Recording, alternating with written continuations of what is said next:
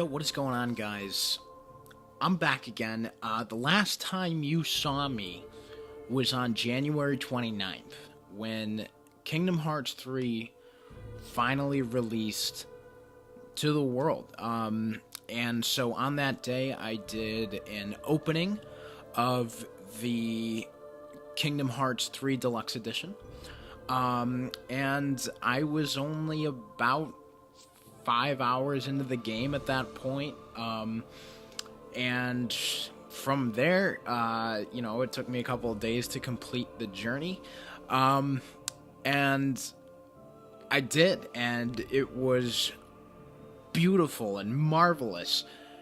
But I've taken a small YouTube hiatus to get through Kingdom Hearts 3, to do post-game content, to let my thoughts sit in my head, and I wanted to take my time to make sure I knew how I felt about Kingdom Hearts 3 and where it sits as a game, in terms of the series, and where it sits as a game in, like, the history of my favorite games ever. And so I wanted to take my time. I didn't want to rush. I didn't make a video as soon as I was done because I didn't want to do, like, the raw thoughts video where, like, there were doubts in my head, or where there were, there were kind of half-baked thoughts. I wanted to make sure everything was, complete, and that I had an idea of what I wanted to say. And now I've formulated, it's not like this ranking system, this score. I'm going to put Kingdom Hearts 3 in a place amongst the rest of the Kingdom Hearts games, and where it personally sits amongst my favorite games. And I'm going to talk about why, and I'm going to talk about the positives of the game, the negatives, the positives of the story, the positives and negatives of each Disney World. I'm going to go over a lot. This is going to be a long video, and I am really not going to hold back on spoilers now. It's been 3 weeks, close to 4. We're really a month out from release, and so I wanted to go in and get my thoughts together. So this is the very first spoiler warning of this video. If you haven't beaten Kingdom Hearts 3 yet, or if you want to play it and you don't want to hear what I have to say, I am going to talk about spoilers. So here's your spoiler warning. Leave now if you don't want to be spoiled for Kingdom Hearts 3. 5, 4, 3, 2, 1. Let's talk about Kingdom Hearts 3. So when the game begins, okay, I think I already talked about in my Deluxe Edition unboxing, I talked about how I had cried and that I couldn't even get through the opening of the game without crying. So there's this orchestra version of Don't Think Twice, which I can't play or even put behind me talking in this video because I will get struck down by Disney so hard. But the orchestra version of Don't Think Twice to open the game, before the main menu even comes up, was so beautiful. And on first thought, like, that coming up was the culmination of all of our waiting. There was, like, no better way to, like, have the game open up its main menu with, like, that video. So it shows, like, a retrospective of, like, everything that's happened so far in the Kingdom Hearts series while young Ericus and young Xehanort are playing chess together. And it's kind of like every time, like, a light wins, like, they take the pieces off or whatever, and it's really, like, clever editing on top of just the beautiful rendition of Don't Think Twice. It was a beautiful way to open the game. Then the main menu opens, Dearly Beloved. This is an amazing, amazing version of Dearly Beloved. I absolutely love it. That is playing right now in the background because this one they take a little less care of. But this version was so beautiful, and I didn't get past the first few notes without crying. Because again, like, this was just the culmination of so much waiting, and, you know, it was just like to see the game open up like this, and just have this beautiful, like, soft version of Dearly Beloved playing, and then it builds up to this crescendo, and, like, I sat there and listened to the whole song and just was crying my eyes out. And still, every time I open the game now, every time I've opened the game since, there's still so much emotion behind it. And I think the song is just like a beautiful way and a beautiful representation of the culmination of this Darkseeker saga that has been Kingdom Hearts series so far. And the Dearly Beloved was absolutely amazing. And then you hit new game, you choose your difficulty, and then the game begins, and the opening movie starts. And Face My Fears is amazing, and that whole opening movie is so cool. And I can't put that whole version up really anymore either with the song playing, but I'm going to put in clips here of the opening, and I'm talking while it's playing because it's just so awesome. This opening was so cool, but, like, one of the things that, like, is kind of weird about it is that looking back at all the other openings for Kingdom Hearts games, the opening for Dream Drop Distance is literally like the opening for Kingdom Hearts 3.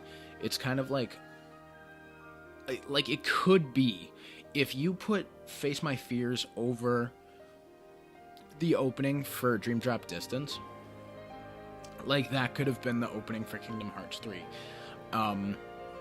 What makes the Kingdom Hearts 3 opening so unique and stand out as one of the best openings is just the interweaving of the chess game between Ericus and Xehanort, and how, like, the way it ends is, like, Sora is holding Xehanort's piece, and Xehanort is holding Sora's piece, and that was, like, so cool, right? Like, that was amazing. That's what separated it from just basically being, like, the Dream Drop Distance cinematic opening, because that was what made it Kingdom Hearts 3. But then it's kind of like the post-opening credits scene where Face My Fears isn't playing anymore.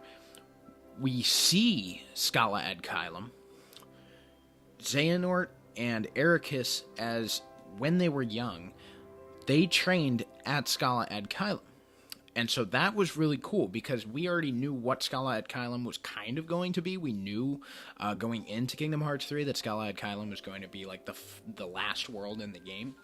And then you learn that that's where Ericus and Xehanort grew up, and that's where they did their training. But one of the cool things is Xehanort had gray eyes. And that blew my mind. Like, that was the opening of the game, and Xehanort had gray eyes.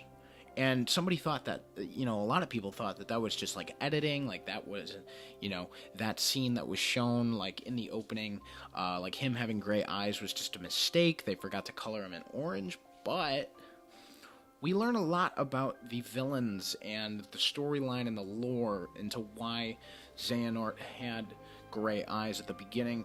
And I'll get to that at the end once I discuss, like, where the story went and where it, you know, kind of ended up.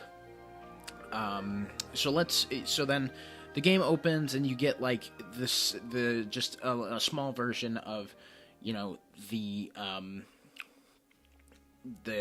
ending of 2.8. You get, like, the 2.9 thing, and it even says that on the screen. And, you know, people were, like, weirded out by it and pissed by it, and I remember the first time I saw it, I, like, reacted to it, like, what are you talking about? And then Sora, Donald, and Goofy go to Olympus.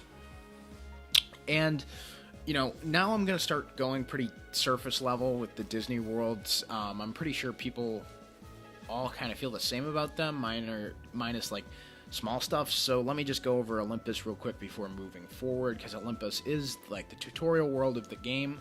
And I thought it was just really awesome. There was no better way to start out the game in a Disney World that Sora, Donald, and Goofy have been to so many times before. We know the characters. And to see it, like, expanded, like, this was part of what made Kingdom Hearts 3's opening so great, is that you were in a world you had been before, but it was expanded to the nth degree, and you went to areas you had never been to before, and the exploration was incredible. It really just, I'll never forget that first night playing, and the Olympus world was just so in-depth, and I wasn't bored at all just wandering around looking stuff. But like, Kingdom Hearts 3 made me more of a collector than I had ever been before, because you had breakable objects. You had stuff, you could find ingredients, you can find money, you can find HP balls, MP balls, all of that stuff. And synthesis items, like in breakables. So you're just wandering around every corner of the map trying to find these breakables. And so Olympus was like the intro to that, because it was our first world in Kingdom Hearts 3. And for that, like, I loved the Olympus world because of what it meant and where we had grown, where we had come from. I think Olympus was a great representation of that. But in terms of the negatives of the world, a lot of, like, the scenery in Thebes was kind of, like, dull to me. Just the gray setting. And once you return there, it's better later on in the game. But just on that initial playthrough, there's, like, this gloom. There's this, like, gloom about it. And, like, you know, like, it kind of made the areas not as fun to explore, because there was kind of this repetitive, like, city, town, ancient Greek, like, elements to Thebes that made exploring that area very early on in the game kind of repetitive. And then in terms of the story of that world, I loved everything except Phil doesn't talk. And for Phil to be a character in Kingdom Hearts that has the most iconic line in the series, "Get up when the Hydra's back!" To not have him speak in Kingdom Hearts 3 was pretty upsetting. I found out the other day that the Japanese voice actor for Phil passed away before the recording of Kingdom Hearts 3, and out of respect to him, they didn't replace Phil, and so for that reason, they just didn't have a voice for him, and then they didn't record an English version because they just didn't do it for the Japanese version. So Phil just doesn't talk in Kingdom Hearts 3. Other than that, I love the Olympus world. It was a great introduction to the game. Hercules, Meg, meeting Zeus and the other gods for the first time, and then Hades being back and being awesome was great. I absolutely loved it. One thing that gets brought up in the Olympus world that doesn't come back, and I will bring it up again later, Maleficent and Pete. They're there, and that is the most there in the entire game. I will talk about this again later. But then from there, Olympus is done. You get your first Keyblade, and then you get to the Gummi-Ships. So let's talk about Gummi-Ships. Gummi-Ships are so much better in Kingdom Hearts 3 than they've ever been.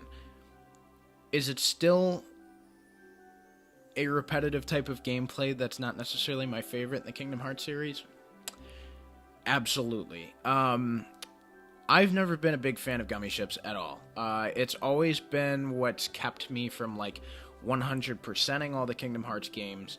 I've never gotten a Platinum Trophy in a Kingdom Hearts game because of the Gummi missions in terms of 1 and 2. And it's still the one thing that's keeping me from a Platinum Trophy in Kingdom Hearts 3. I've done everything else, but I haven't done the Gummi routes yet. Or the Gummi missions yet. And, like, I just don't find it, like, fun, even though there's all this customizable stuff, and it's so great to see the community uploading their screenshots of all their unique Gummi-Ships, and, you know, the worlds were expansive, and it was fun to free roam, but there is very little incentive to go flying around the space map to find collectibles for your Gummi-Ship, you know, unless it's trying to unlock the ultimate weapon. So, by the end of the game, and you're trying to go for the ultimate weapon, or if it's during the game and you're trying to go for the ultimate weapon, really, that was the only time I really explored with the Gummi-Ship. Other than that, I was just going from world to world like I would in any other Kingdom Hearts game. And I guess you could put that on me, but still, I still feel like it was still just kind of a burden in between levels to fly to them.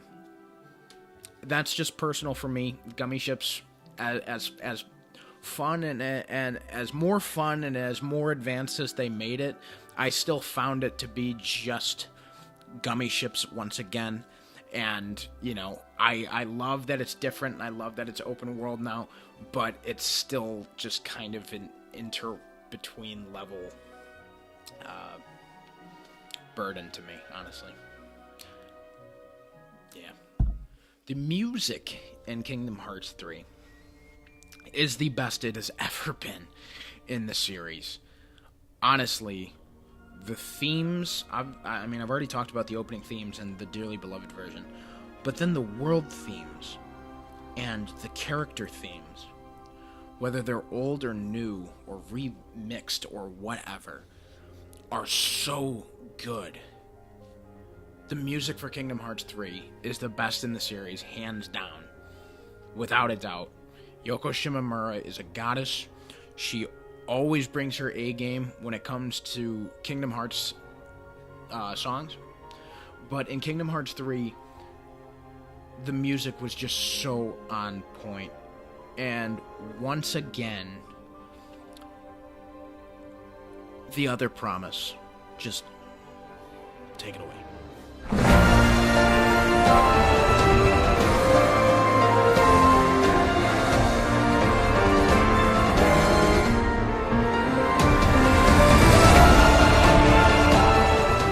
It's so beautiful, and the fact that it's like mixed in between Vector to the Heavens, like that moment in the Keyblade graveyard later in the game is just so amazing, and I'll get there when I get to it. But my favorite track in the new game is from the final world.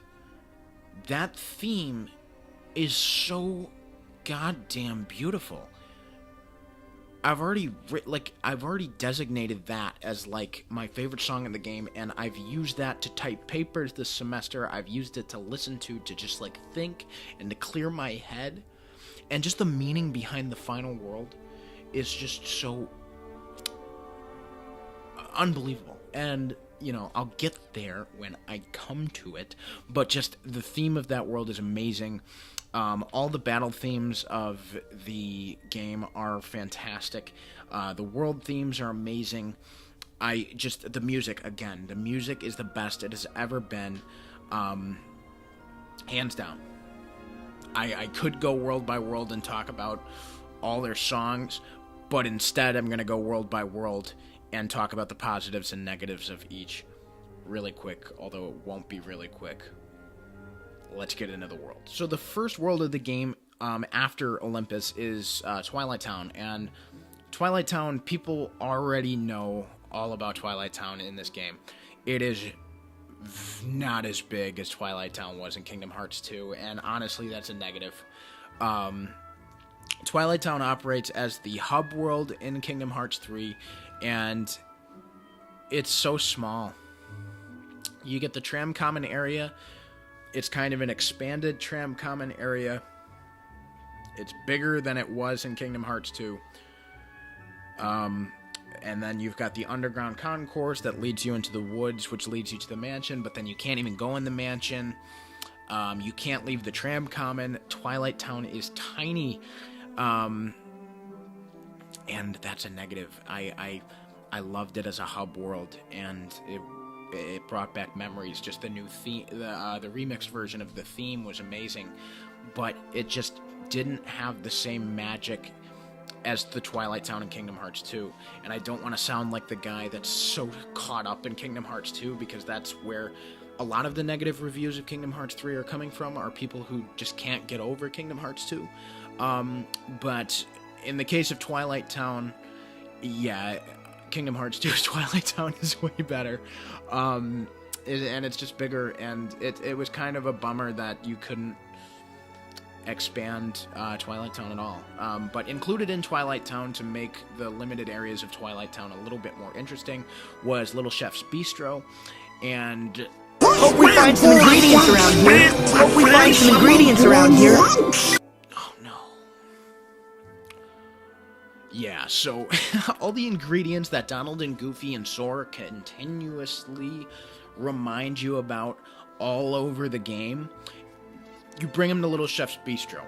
An amazing addition to Kingdom Hearts 3. I thought I wouldn't like it. I loved it.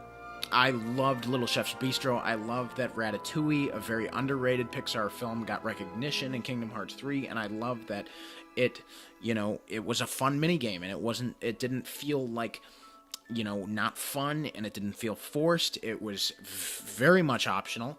And then the benefits of it was that you get meals that boosted your stats. And I thought that was so much fun, and I'm so glad that was a part of Twilight Town, because Twilight Town needed more to it, and Little Chef's Bistro certainly added to it. On the other hand of Twilight Town, we get 100 Acre Wood. Merlin ends up in Twilight Town about halfway through the game, and that is when you have the 100 Acre Wood available to play as part of the mini-games in there. And goddamn was 100 Acre Wood disappointing in Kingdom Hearts 3.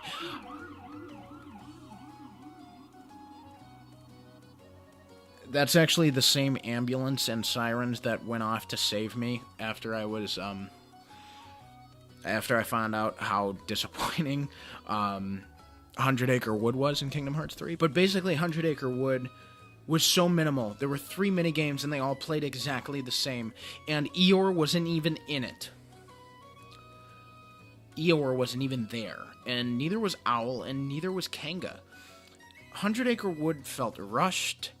There was very little to do. And the fact that, you know... on top of, like, what felt like an empty Twilight Town, the fact that 100 Acre Wood didn't have much to it, it felt like an insult to how in-depth the previous 100 Acre Wood's incantations were. The 100 Acre Wood in Kingdom Hearts 1 and 2, and even freaking Chain of Memories. Even 100 Acre Wood and Chain of Memories was more in-depth and more unique than it was in Kingdom Hearts 3, and that upsets me because I hate Chain of Memories. I love the story in Chain of Memories, but I hate the gameplay so much, and that bums me out, because 100 Acre Wood disappointed in Kingdom Hearts 3. One of my favorite worlds in Kingdom Hearts 3, definitely not my favorite, but within the top 5 or so. Toy Box, and, you know, part of that is because Toy Story is my favorite Disney movie, and I hold the characters in that world and in those films so special to me. And just to see that come to life in Kingdom Hearts was amazing, because it's something I've wanted for a very, very long time. And I loved the battle theme. The field theme in Toy Box was amazing, and to see, you know, Andy's house in the game and then to go to Galaxy Toys, it was so much fun to play. However, the Toy Box world gets bogged down by the Gigas. When I first played the Gigas at E3 in June of last year, I liked them. I thought it was interesting. And I thought it was, you know, cool that each world would have its own kind of gimmick. And the gimmick in Toy Box is the Gigas. And I'll tell you what, I don't like them. I don't like them at all. They're hard, and they pop up entirely too frequently throughout the entire toy store. And instead of it being kind of optional to fight them without the Gigas, your own Gigas, they make them, like, so hard to just fight straight up with the Keyblade or whatever, and you either have to use the overpowered attraction flow rides or just use your own Gigas to fight them. Otherwise, you kind of stand minimal chance against them, especially since it's an early world game and you're weak at that point in time. They can get very frustrating, and it felt forced, and it didn't really seem like optional. And originally, when they talked about it, when Toy Story first got revealed in July of 2017, Nomura and had said that, like, it was kind of optional, but it wasn't. It really wasn't, and it showed. And unfortunately, that bogs down the toy box world a fair amount. Though my love for Toy Story is able to kind of keep that as like one of my favorites, but it's definitely not my favorite, and it's because of the Gigas. So then the next Disney World in the game is Kingdom of Corona, and I loved Kingdom of Corona. It was so awesome, and I am not that big of a fan of Tangled. And just the forest, traveling through the forest to like the canyon, from Rapunzel's tower all the way to the kingdom itself. I loved that journey. It was actually one of my favorite Disney Worlds in the game. I'd actually say this is my third favorite Disney World in the game. I'll reveal the other two afterwards, although now I'm letting you know that the other two come after this one. But Kingdom of Corona, it was so awesome. I loved it. And, the amount of enemies in there was great. At some points, it did feel a little bit too hallway-y for me. Like, almost like a Kingdom Hearts 2 world, but not in a bad way. Just that, like, the forest kind of did feel like a little repetitive at some points in time. But I thought it was fresh, it was new, I loved it. And then the dancing minigame is an amazing minigame. I absolutely loved it. And that was kind of the gimmick of the Kingdom of Corona world as compared to the Gigas. The dancing minigame, as well as Rapunzel just wandering around in the forest, finding stuff. It was so awesome. It just showed how extensive the gameplay was, and I was absolutely in love with the Kingdom of Corona. And then Marluxia's involvement in the Kingdom of Corona, you finally get to hear Tension Rising, like the Kingdom Hearts 3 version of Tension Rising, and it's amazing, and it's so cool. But, however, Mother Gothel's involvement in it is actually one of the negatives of Kingdom of Corona. So the Disney plot in Kingdom of Corona is somewhat lost. And, it just, instead of feeling like, weaved together well with Sora, Donald, and Goofy, it feels a little chopped. But Kingdom of Corona isn't the worst perpetrator of that, so it's not too much of a negative. It's my third favorite Disney World in the game. So let's move on to the Monstropolis is the next Disney World in the game, and Monstropolis is my second favorite Disney World in the game, and I absolutely loved it, and I was surprised by how much I loved it. I love Monsters, Inc. too. It's an incredible Pixar movie, and probably my second favorite Pixar movie underneath Toy Story. But I was so impressed with the world, and Sora, Donald, and Goofy's character designs were amazing. On top of just the story in the game, it was original to Kingdom Hearts 3, and that was what was so cool about the Toy Box world as well. I think I forgot to mention that. But in Monstropolis, basically the point was, Randall was back, and Mike and Sully were trying to kind of keep the company up so that they can, formulate this new identity that they want to make people laugh now rather than scream. So that was very cool to kind of see what happens after Monsters, Inc., because we never saw that, because the sequel to Monsters, Inc., Monsters University, was actually a prequel. So the original story to Kingdom Hearts 3 was amazing. The world, the factory, again, similar to Kingdom of Corona, it had a very Kingdom Hearts 2-like world. A lot of hallways, not too huge of areas to explore, which kind of actually made this world more attractive to me, because it felt familiar but different all at the same time. And I think Monstropolis is actually the best world in the aspect that it felt like a classic Kingdom Hearts world while being completely new all at the same time. It kind of had a similar feel to worlds in Kingdom Hearts 1 and Kingdom Hearts 2, and I loved that about it. And some people will say that's a negative for Kingdom Hearts 3 because it's supposed to be this new expansive game with giant wide open environments, but I liked kind of the narrow aspect of Monstropolis. I mean, you're in a door factory and you're in offices and stuff like that, and I just loved how kind of compact it felt, and it felt natural, and it felt great, and I adored it. It was great. I absolutely loved Monstropolis. And then, how Vanitas was involved in Monstropolis. The way the world ended was Mike and Sully actually interfering with Organization 13's plans. Sully scares Vanitas, grabs him, throws him in a door, then throws that door into another door, and throws that door into another door, and then they shred it. It was awesome. It was so cool. And to see, the Disney characters actually interact with the story was amazing. And, I forgot to mention when I was talking about Toy Box, Woody talking shit to young Xehanort was so cool. And, to see that in the Pixar world, to see Woody interact like that with young Xehanort, to see Mike and Sully deal with Vanitas like that was so cool. And I loved it. Then the next Disney world in the game was Arendelle. I love Frozen, but it turns out that Square had very, very minimal options when it came to Arendelle, and that kind of shows. They couldn't screw around with the world that much. They couldn't screw around with the story that much. So Arendelle felt kind of bland, and it was just a bunch of snow, rocky mountain areas, and it's very repetitive.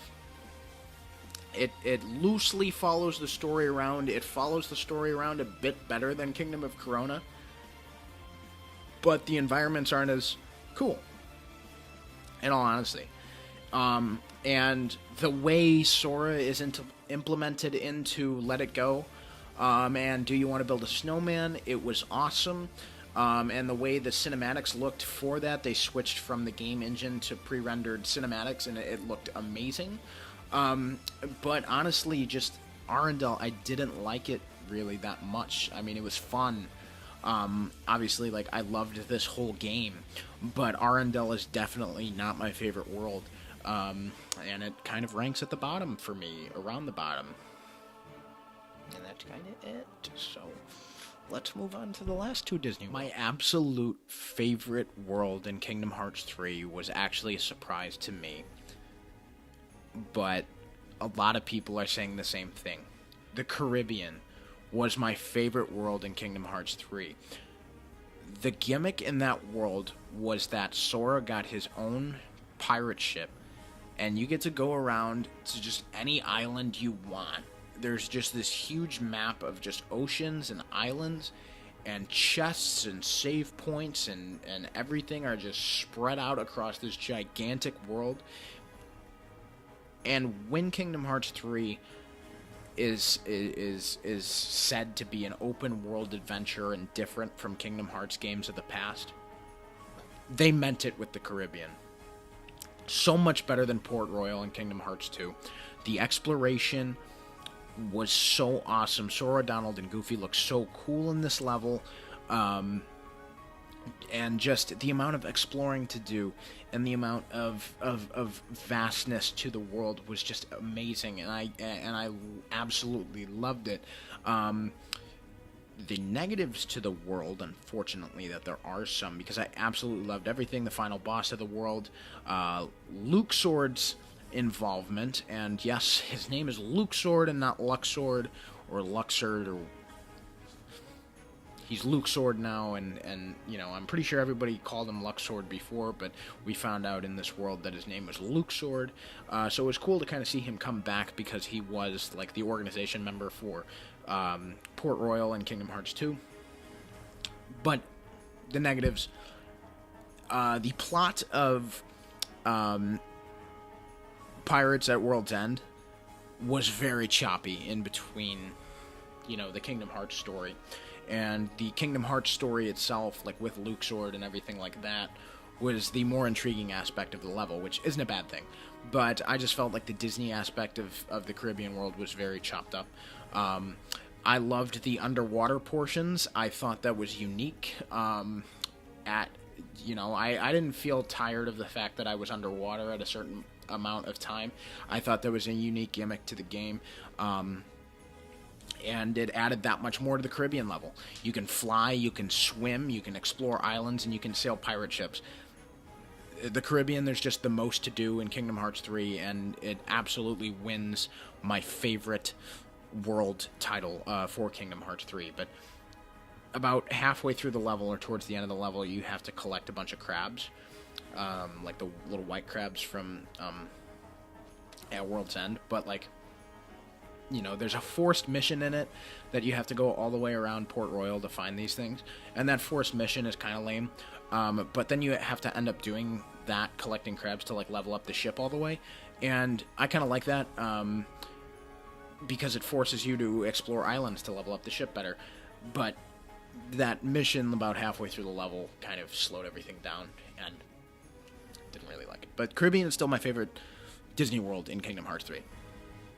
What isn't, and actually, like Arendelle, kind of sits at the bottom, could be at the bottom, San Fransokyo.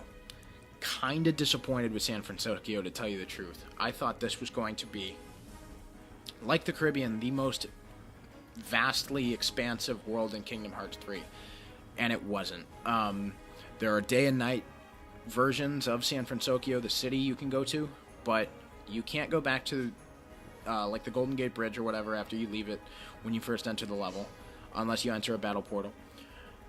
And the only other area other than the city itself is Hero's Garage, and that's just a garage with a save point in it and a lucky emblem.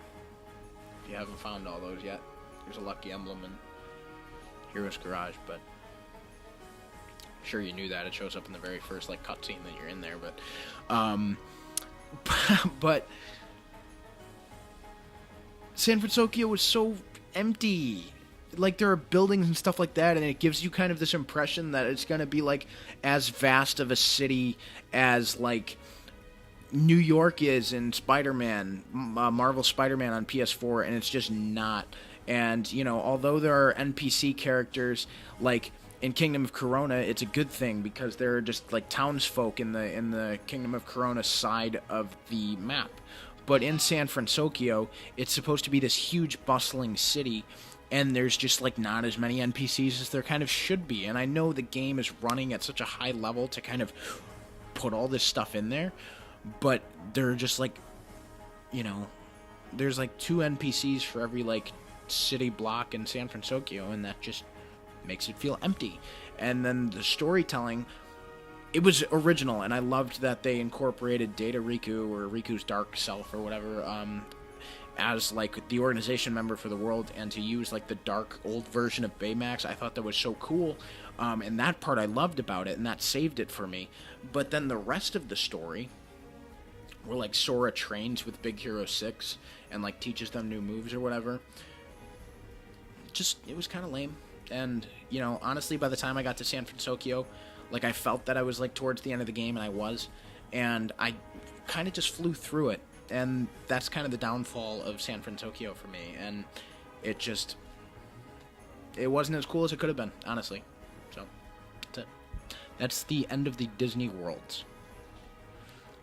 Yeah. Okay, from here on out, I am going to be talking endgame stuff. Like, all, like, you know, like, the last, like, third of Kingdom Hearts 3 is right now. Big spoiler time. If you don't want to hear them, I'm giving you a chance to leave again. 5, 4, 3, 2, 1. Spoiler time. Big time spoilers. Seriously. If you don't want to know and you haven't seen them, get out right now. Here we go. So after you beat San Fransokyo, you get right into the, like, end game stuff. Okay? And, like, it comes at you, like, so quick. Like, you know, and I liked the way the story was told throughout Kingdom Hearts 3. You weave in, like, story element, Disney World. Story element, Disney World. And that's how the game kind of went. But then after you beat San Fransokyo, you get right into the nitty-gritty. Sora goes in and saves Aqua. I wish that wasn't included in a gameplay clip or a trailer or whatever. I wish I didn't know that Sora saved Aqua, and that is one of kind of the bigger disappointments of Kingdom Hearts 3, if I could call it a disappointment, because it was still the coolest part of the game, honestly. I mean, I love the final world. It ended up being, like, my favorite portion of the game, but, like, saving Aqua was, like, could be my favorite part of the game. Sora comes in, you save Riku, you fight as Riku again, you kind of lose, you press triangle to bring in Sora, and that was really cute. But then you beat Aqua's ass as Sora, and I just wish I didn't know that already going into the game, but it still was one of my favorite parts of the game, that fight, and then right afterwards, you take Aqua to Castle Oblivion. She unlocks it, turns it back into the Land of Departure, and then you're Sora in the Land of Departure, but then you walk up to the big Grand Hall, and Aqua is trying to wake up Ven, but then Vanitas comes in, and you play as Aqua. I freaked out. It was so cool, so unexpected. I was so happy that we got to play as Aqua once again, even after 0.2. But then, that's the last time you play as a different character in the rest of the game. And as cool as it was, like I said, this is still one of my favorite parts of the game, because you play as Aqua, you smack Vanitas so hard, and then you save Ven, and then all is well and happy, but you don't play as anybody else other than Sora for the rest of the game. A little bit of a bummer, honestly, but still so cool to see Aqua save Ven. It was such a feel-good moment in the game. And then after that, the way they tell the story is like all the 7 Guardians of Light are back, but they don't have Terra yet. And then like there's some cool dialogue with Axel and you know and Ven and him looking like Roxas and all of this stuff. It's very funny. But then moving on from there, you get into the Keyblade Graveyard portion. Wow, did this make me cry. Holy shit. Well, when you first enter the world, you do the Battle of 1,000 Enemies, right? That part of the game is so cool. Better than the Battle of 1,000 Heartless in Kingdom Hearts 2. Up until you have to finish it with the big Thunder Mountain attraction flow. And let me tell you something. I'm taking a break from my Keyblade Graveyard talk here for right now to talk about how much I hate attraction flow. Yeah, let's get it. Attraction flow in Kingdom Hearts 3, when I initially played it at E3. I remember walking out of there saying I had fun with them, and that as long as you'd be able to skip the cinematic transformations at the beginning, and because you could finish them right away, that they weren't too much of a burden on Kingdom Hearts 3's gameplay. Do you want to know what was a burden on Kingdom Hearts 3's gameplay? Attraction flow. So low risk, high reward. So many people are talking about the difficulty of Kingdom Hearts 3, and I have to agree with them.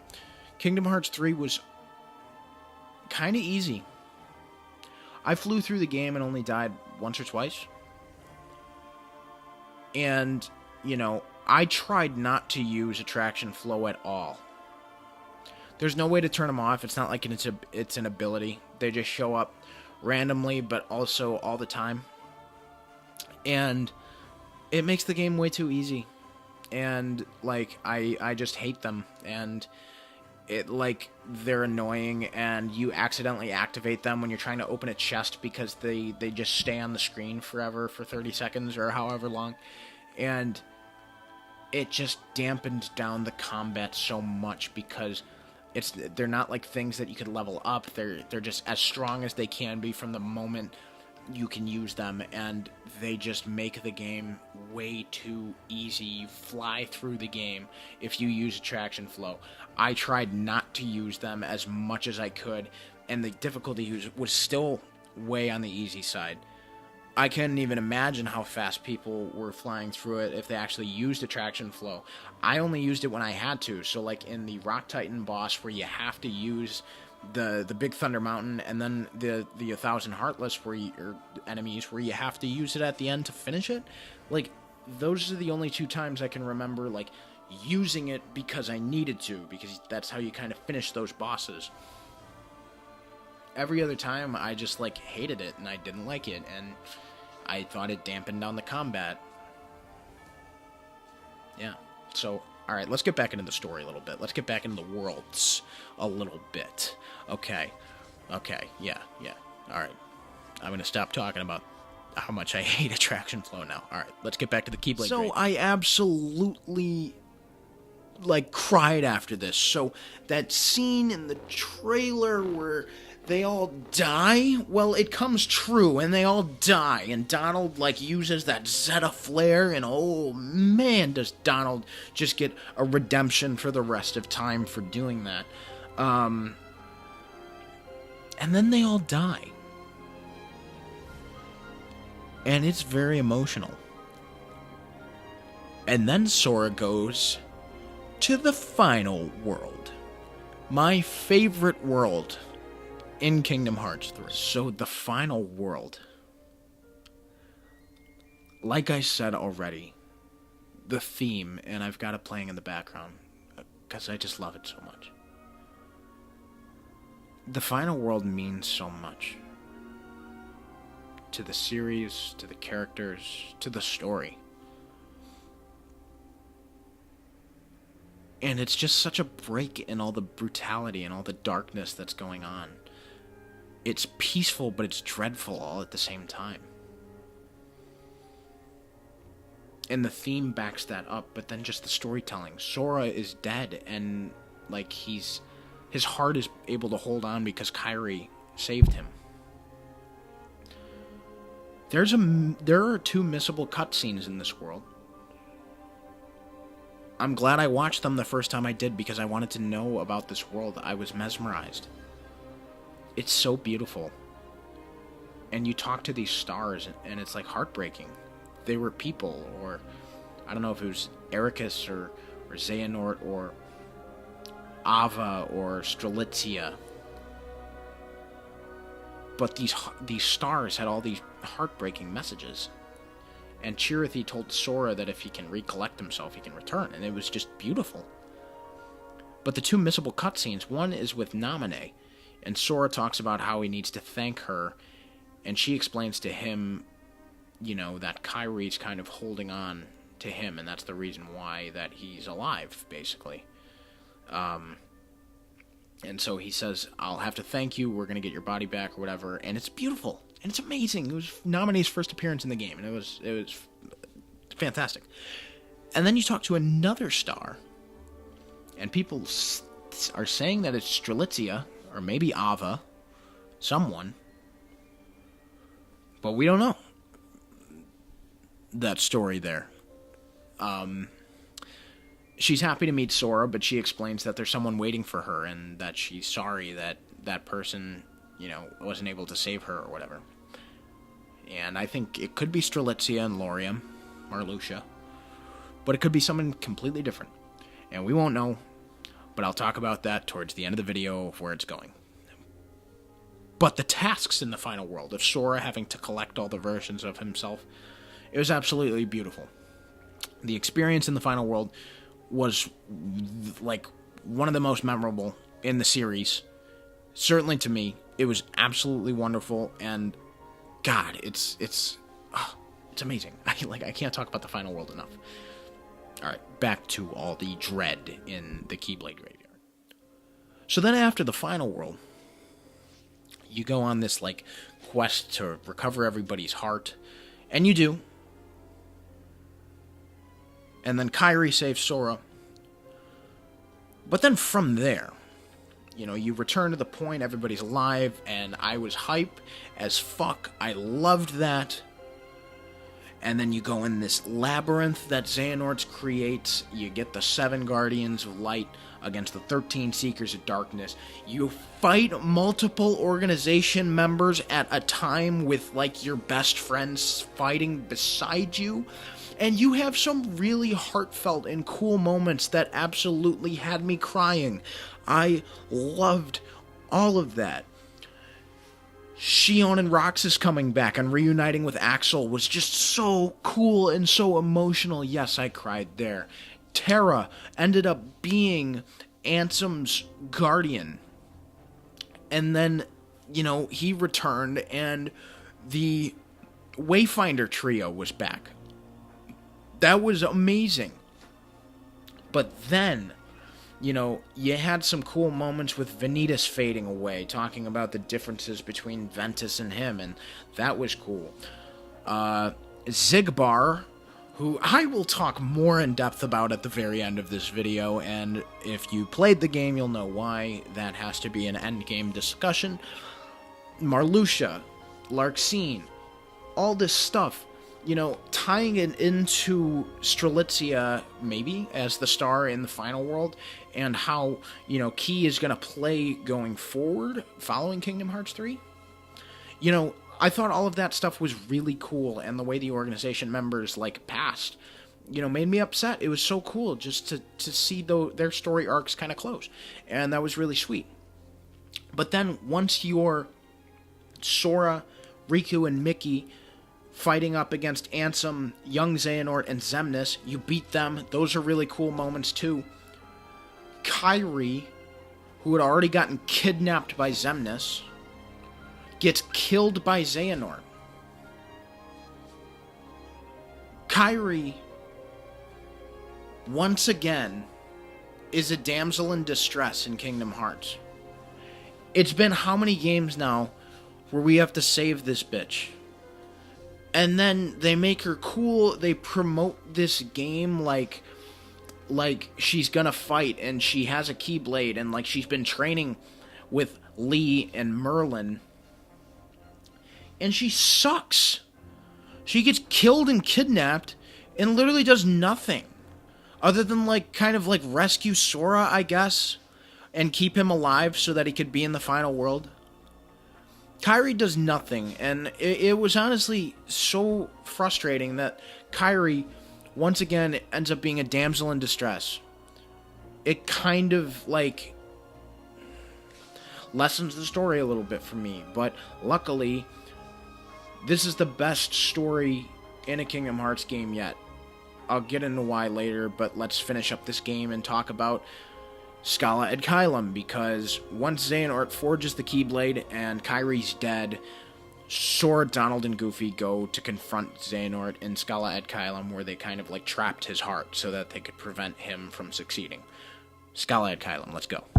Despite the final battle with Xehanort being one of the best boss battles in the entire series, because of the emotional impact, but also that there are so many phases and that they combine so many combat elements and that there's so much to do, so many parts of Xehanort to fight in so many different environments, made Scala Ad Caelum very memorable. The part in the final battle with Xehanort where Sora, like, dies and you had to, like, be rage form, like, on purpose, and then, like, to complete the game, you, like, you die and then you're woken up by Donald and Goofy. What a moment. That was amazing. Memorable. So cool. The battle is cool. The battle was amazing.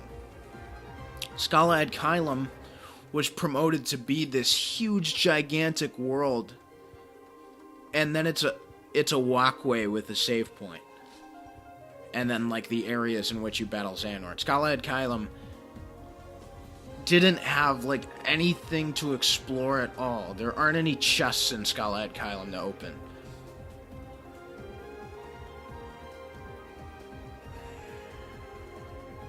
So Scala Ad Caelum's small. Didn't hate it because it was small. Just a little disappointing because it was small. Luckily, the story and the battle with Xehanort made up for Scala Ad Caelum's size, because the game concludes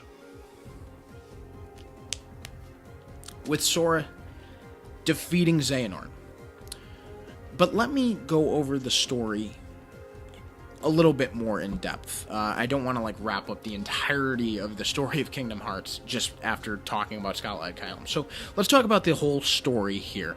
and whether or not it was successful in Kingdom Hearts 3. Was the Kingdom Hearts 3 story successful?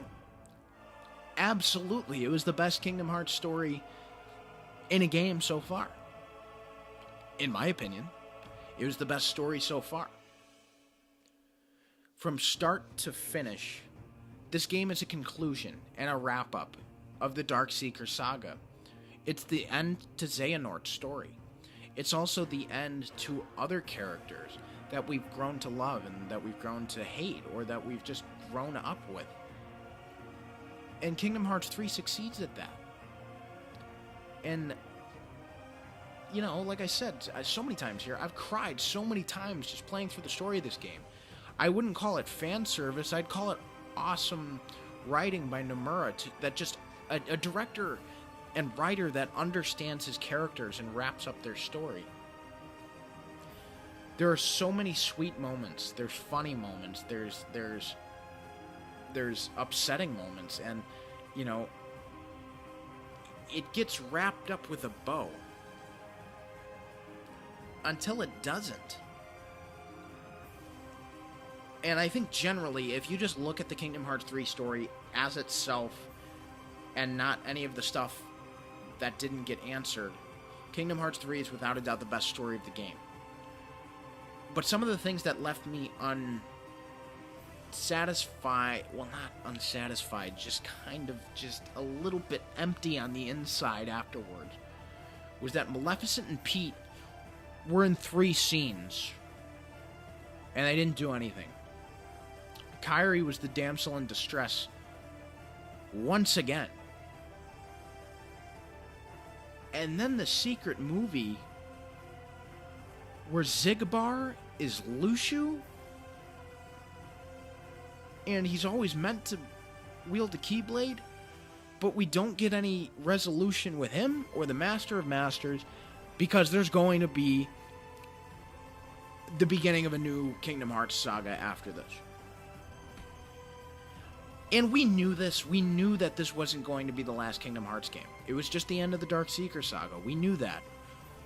However, I wish they waited longer to just drop a reveal for, like, the next title or whatever. Because there are so many questions just left unanswered, and, like, Sora's dead. That ending movie where Don't Think Twice, like, the actual version is playing, and, like, all the characters' resolutions are showed, like, Naminé has a body, Xion and Roxas are back with Axel and Saïx, who's a person again, which is so sweet, and they're hanging out with Hayner, Pence, and Alette in Twilight Town. Riku saves Naminé, and Mickey, Donald, and Goofy are back. And then they're all hanging out, and Terra Ventus and Aqua are back in the Land of Departure, and they bury Ericus, who Ericus and Xehanort end up, like, you know, dying together, and then they go live in the afterlife. They kind of accept Sora as, like, the keeper of the peace forever, and then they go their separate ways, and it was beautiful, and I loved the way Xehanort's story ended, and same with Ericus.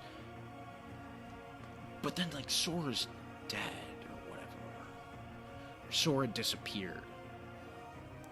And it was because he abused the power of waking. But we didn't learn too much about the power of waking, like, at all. We knew that it was how you woke people up, but why did Sora disappear? We won't know until, like, Kingdom Hearts 4 or whatever next Kingdom Hearts game there is, because it just got left unanswered. And that doesn't make it a bad story. I don't hate it because of that. But, like, when the game just culminated and so many character storylines were wrapped up with a bow, and then it immediately unravels after the credits roll, I was a little bit uneasy about it. But now that I've been able to kind of sit with it, I love it. I mean, the reason those things exist, and the reason why the Union Cross or Key Saga with the Master of Masters and Lushu all didn't wrap up, is because Nomura's got more. And we're fans of this series. And I'm going to continue to be. Kingdom Hearts 3 wasn't the end. It was for Xehanort and for everything that had led up to that. But there's more afterwards. And that's why it's so exciting, and that's why it's so awesome, and that's why Kingdom Hearts 3 is an amazing game, story-wise. And it's memorable, and it's the best story in a Kingdom Hearts game so far, and I will stand by that, despite my little kind of pissy intricacies wrong with it. Still loved it. Still thought it was the best story written. And how beautiful of an ending it was. How beautiful the story was. That's the story. That's the Disney Worlds. Now let me talk about the post-game content and the longevity of Kingdom Hearts 3, really. In terms of post-game content, what really makes the story better to understand is the battle gates. Do all the battle gates, get every secret report, and read all of them. It makes the game so much, and the ending, so much easier to understand. You find out that the girl that Axel and Saïx were talking about the entire game was actually Master Ava. And you find out that she was being held captive by Ansem and Xehanort in the dungeon of the Hollow Bastion Castle. That was really cool. You also find out a lot more about the operations and the reasons behind the organization members. And, like, you know, if you have, like, a negative with the amount of screen time or whatever with your favorite organization member, read the secret reports and you'll probably find out more about them, and they'll have more of a conclusive ending. So, the best part about the post-game content for Kingdom Hearts 3 is the secret battle gates. However, there's a limited number of them, and the last one is the secret boss of the game. And guess what? He's easy. Kind of just like the rest of the game, unfortunately. And just the fact that the secret boss of the game just doesn't have that kind of, like, replayability or memorability or difficulty as the Lingering Will or the data battles or whatever, or Unknown. And I know those were all added in a Final Mix. I'm going to talk about Final Mix in a second because I know that's a hot topic of debate for everybody right now. I like the battle gates. Secret boss, we'll get there in a second. The flans, how fun and annoying they are. To get the Ultima weapon, the grind includes the flans and some Gummi-Ship stuff. Fun, but grindy at times. Felt like any other task in Kingdom Hearts games previously. I love the grind for the Ultima weapon in this, but it was easier than the grind for the Ultima weapon in Kingdom Hearts 2, the original Kingdom Hearts 2. I'm not even talking about Final Mix right now. The original Kingdom Hearts 2, crafting the Ultima weapon was kind of hard. Even harder in the original Kingdom Hearts 1. Kingdom Hearts 3's Ultima weapon grind, though very satisfying, and God, the Keyblade transformation for it is amazing. It was kind of just, it took me like 2 afternoons to do it. And part of me feels a little unsatisfied because of that. But it's so worth it when you get it. It is so cool. It's the best Keyblade in the game, without a doubt. It's the best looking Ultima weapon, I think, that they've had. And it's great. Lucky emblems. To get one of the Orichalcum pluses for the Ultima weapon, you have to find all the lucky emblems, and what a minigame that is. I know it's one of the active memes going on right now for Kingdom Hearts 3, but what a minigame that is. I wish there was kind of more minigames like that throughout the entire Kingdom Hearts series, but to have this in Kingdom Hearts 3, it gave it more life, it gave it more heart, and I absolutely loved it. Gummi-Ship missions needed to be talked about because you need to do Gummi-Ship missions to get an Orichalcum Plus for the Ultima weapon. And I still hate Gummi missions. I talked about it earlier. But then after that, other than collecting ingredients and making all the stuff and doing all the classic Kingdom minigames, which I didn't really like either, there's not a lot of post-game content in Kingdom Hearts 3.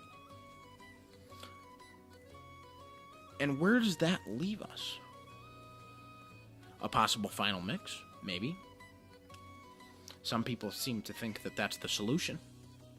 It very well could be. This game is in desperate need of a higher difficulty, more stuff to do. And that's kind of it. Because the story was beautiful. The gameplay could use a little tweaks, a little more gravity, some floatiness, absolute elimination of the attraction flows, or just a way to turn them off would be great. But a critical mode is desperate, and more secret bosses and stuff, because we need it. We need it bad, I think. I mean, Kingdom Hearts 1 and Kingdom Hearts 2 weren't at their best until their final mixes came out. And that made the world for them. I mean, Kingdom Hearts 2 was already the best Kingdom Hearts game, but the final mix version made it untouchable. And so if there's a final mix version for Kingdom Hearts 3 that adds its very necessary critical mode with some more secret bosses and more stuff to collect or more stuff to do, this game could very much benefit from it, because there's not a lot of post-game content in Kingdom Hearts 3, and it's kind of unfortunate, but here's the verdict. To me, Kingdom Hearts 3 is the second best Kingdom Hearts game in the entire series, behind Kingdom Hearts 2 Final Mix. But without a doubt, this game is the best in story. Literally nothing has ever made me cry more than this story. It wrapped up so beautifully until it had you realize that there's more to go. But I wouldn't have it any other way. No other game will ever mean as much to me as Kingdom Hearts 3, ever. There will probably never ever be a waiting period or an anticipation quite like for this game. And this game delivered. Though there are apparent lacks in gameplay, the gameplay is still incredibly fun. It's addicting. The story is amazing, and it wraps up so beautifully. Kingdom Hearts 3 is the second best Kingdom Hearts game, and I absolutely believe that, and that is my verdict. Kingdom Hearts 3, what an experience, what a ride, and I can't wait for the next Kingdom Hearts game, whenever that is and whatever it is. I can't wait, because now we've got to wait until what's next. I just hope it's not that long. Alright guys, there you have it. There's like my longest video ever reviewing Kingdom Hearts 3. I mean, I've reflected on it enough in this video, and on my account all the way up. This game was a culmination of so many things. Like childhood, the Xehanort saga, so much wrapped up with this game. And I'm very glad that I got to talk about it today, review it, and talk about the positives and negatives of it, because it's not a perfect game. No game is. And I absolutely adored the game. And so did so many other people. There are some people I think that are being way too negative, and that's okay. It's okay. It really is. I just wanted to get my thoughts out here. I wanted to get back on YouTube, because we're alive. We're in a post-Kingdom Hearts 3 world now, and we gotta move on with it. Where will my channel go next after here? We'll just have to wait and see. But for now, guys, that is my review of Kingdom Hearts 3. Long awaited, well worth it. I'm so glad that I got to be able to talk about it. I'm so glad that it's like wrapping up an era for me on my channel. And from here, we'll see where we go. But until next time, or until there's more nerd news, I can't wrap up. I can't wrap up. This is the end of an era, and I'm glad I got to talk about it today. Let me know in the comments down below. I am very open to comments. Let me know what you think about Kingdom Hearts 3, because we haven't talked in a while. It's been a long time. Let me know what you thought. If you have a link to your review, I want to watch it. Please give me a thumbs up. Hit subscribe. There's more content coming. And then check out all of my pre-Kingdom Hearts 3 stuff to see how dumb I was now. And if I left out something and you want to hear my opinion on it about Kingdom Hearts 3, let me know. I can respond to you directly to do that. But for now, I'll wrap up. And I can't wait for the future. Because Kingdom Hearts 3 was a milestone for all of us. It certainly was for me. I love it. One of my favorite games ever.